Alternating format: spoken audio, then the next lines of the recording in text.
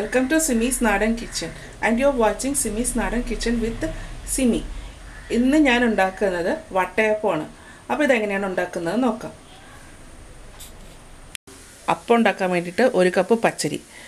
ഇത് ഞാൻ ഓവർനൈറ്റ് വെള്ളത്തിൽ കുതിർത്ത് വെച്ചിരുന്നതാണ്. അപ്പോൾ രാവിലെ ഞാൻ ഇതെടുത്ത് കഴുകി എടുത്തു വെച്ചേക്കുന്നതാണിത്. അരമുറി തേങ്ങ.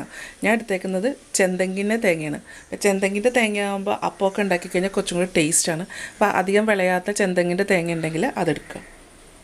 ആ തേങ്ങയുടെ വെള്ളവും എടുത്തു വെച്ചിട്ടുണ്ട്. കുറച്ച് ഈസ്റ്റ് വേണം, പഞ്ചസാര വേണം. അപ്പോൾ ആദ്യമേ ഈസ്റ്റ് ഒന്ന് കലക്കിയെടുക്കണം.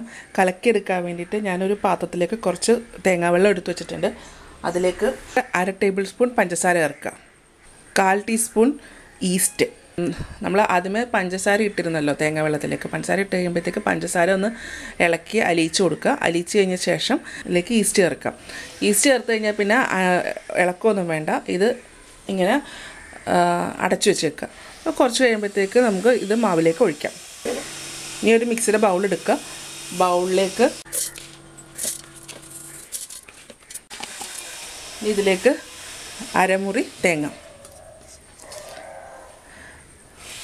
അപ്പോൾ ഈ അപ്പമൊക്കെ ഉണ്ടാക്കുമ്പോൾ ഒരുപാട് മൂത്ത തേങ്ങ അരയ്ക്കേണ്ട. കുറച്ച് വിളവ് കുറഞ്ഞ തേങ്ങയാണെങ്കിൽ അപ്പമൊക്കെ ഉണ്ടാക്കി കഴിഞ്ഞാൽ നല്ല ടേസ്റ്റാണ്. ഇനി വേണ്ടത് ചോറാണ്. ഇതിപ്പോൾ ഞാൻ എടുത്തേക്കണ ചുമന്ന ചോറാണ് എടുത്തേക്കണത്.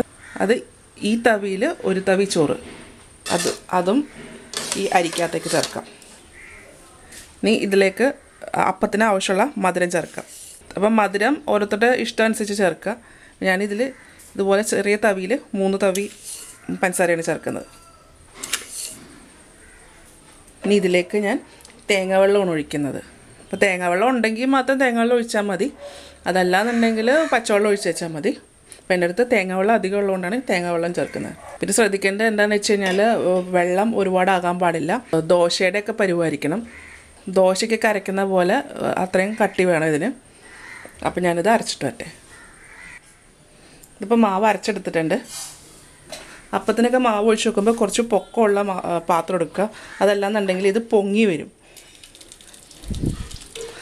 അപ്പോൾ പുറത്തേക്ക് പോകാൻ സാധ്യത കൂടുതലാണ്. അപ്പോൾ എപ്പോഴും നല്ല കുറച്ച് ഹൈറ്റുള്ള പാത്രം എടുക്കണം.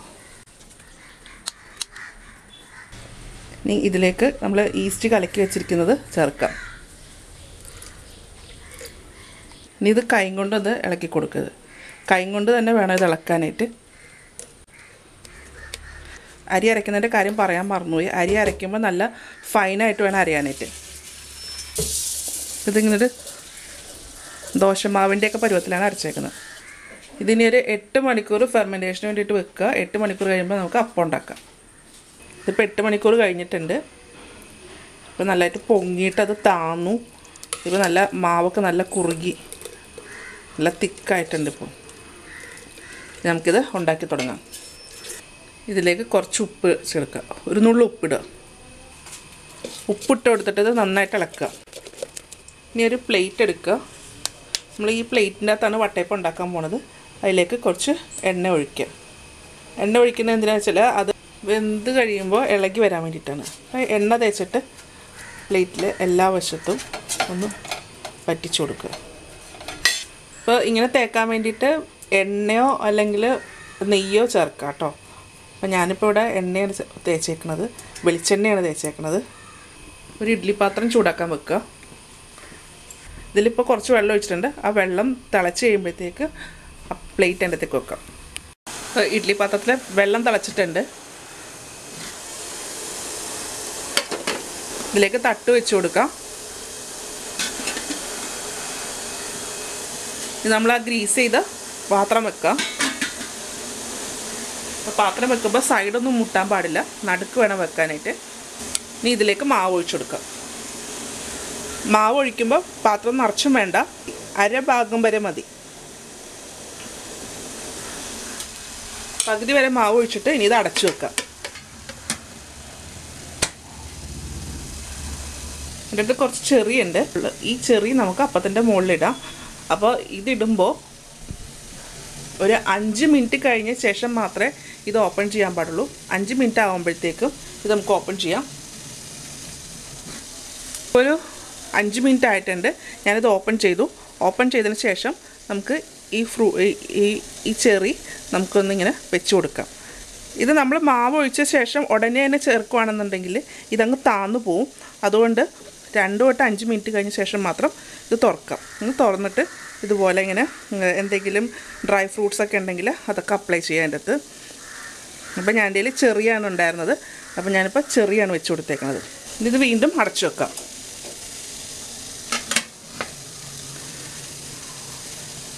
അപ്പോൾ നമുക്ക് ചെറിക്ക് പകരം മുന്തിരിയോ അങ്ങനെ എന്തെങ്കിലും അങ്ങനെ അതുപോലെയുള്ള ഡ്രൈ ഫ്രൂട്ട്സൊക്കെ കിട്ടത്തില്ലേ നമുക്ക്.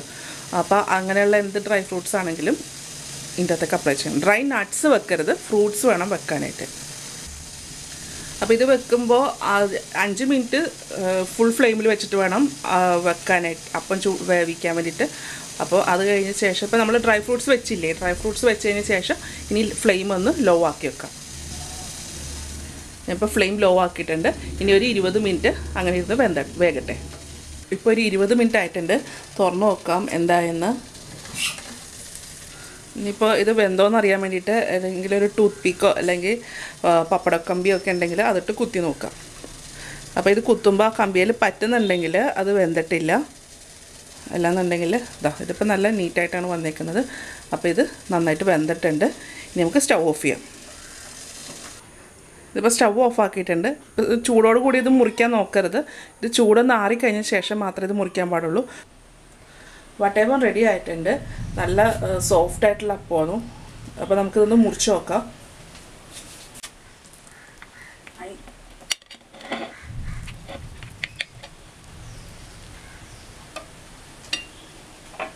നല്ല സോഫ്റ്റാണത്. ഇതുണ്ടോ?